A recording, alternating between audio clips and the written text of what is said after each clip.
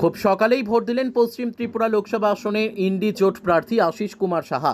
আগরতলায় মহারানী তুলসীবতী বালিকা বিদ্যালয়ে তিনি ভোটাধিকার প্রয়োগ করেছেন।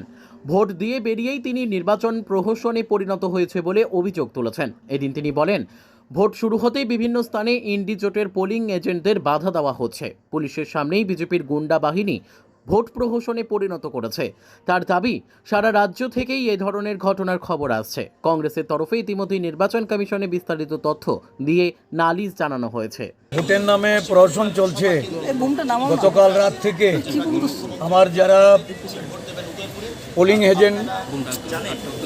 পোলিং এজেন্টের সম্ভাবনা যাদের, তাদের বাড়ি ঘরে গিয়ে তালা দেওয়া, তাদের বাড়িতে গিয়ে হামলা করা, সারা রাজ্য জুড়ে একটা প্রহসনে পরিণত হয়েছে। এখানে 4টি বুথ, 3টি আমার পোলিং এজেন্টকে ঢুকতে দেওয়া হয়নি, বের করে দেওয়া হয়েছে। আমি এসপিকে জানিয়েছি। আমি পুলিশ অবজারভারের সঙ্গে কথা বলেছি। এখানে আরুর সঙ্গে সেভারেল টাইম আরুর সঙ্গে আমার ইন্টারেকশন হয়েছে। আরু নিজে বলেছে যে আমি পোস্ট অফিস চৌমুহনী থেকে এসে তাদেরকে তুলে নিয়ে ঢোকাবো।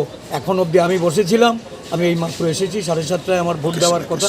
আমি আধা ঘন্টা অপেক্ষা করে সেখান থেকে বেরিয়েছি এবং রাজ্যের বিভিন্ন জায়গা, প্রতাপগড় বিধানসভা, সূর্যমণিনগর বিধানসভা, রামনগর বিধানসভায় তো যাচ্ছে তাই অবস্থা। আমি বনমালীপুর সকাল থেকে এই দৌড়ঝাঁপ চলছে।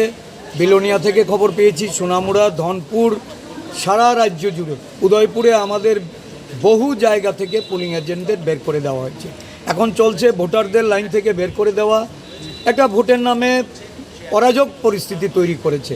আমি যাচ্ছি, কিছু কিছু সেন্টারে যাব এখন, তারপর বেলা শেষে আমি সার্বিকভাবে আপনাদেরকে বলব। Bureau report, news Tele Bharat.